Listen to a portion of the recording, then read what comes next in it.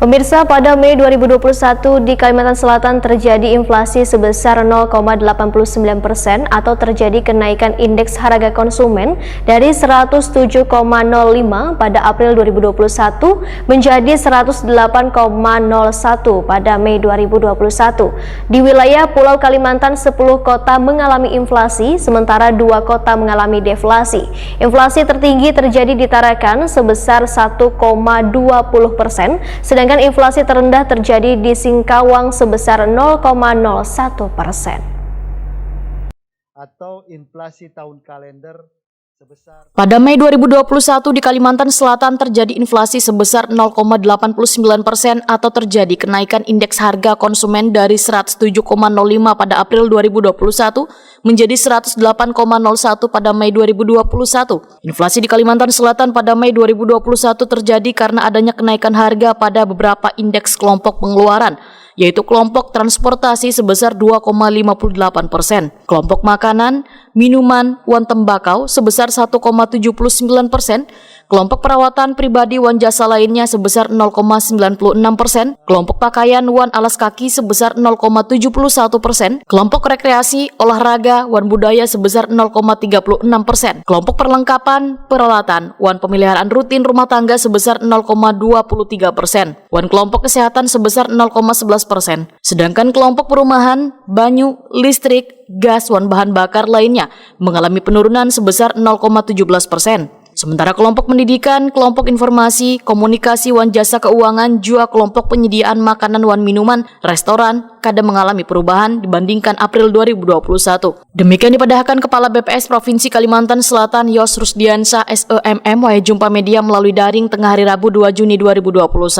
Yos Rusdiansyah menegaskan kelompok rekreasi, olahraga, wan budaya pada Mei 2021 mengalami inflasi sebesar 0,36% atau terjadi kenaikan IHK dari 106,01 pada April 2021 menjadi 106,39 pada Mei 2021. Dari 5 subkelompok pada kelompok ini, subkelompok yang mengalami kenaikan yaitu subkelompok koran, buku, wan perlengkapan sekolah sebesar 0,79%, wan subkelompok barang rekreasi lainnya sebesar 0,01%. Sementara 3 subkelompok lainnya kadang mengalami perubahan dibandingkan April 2021.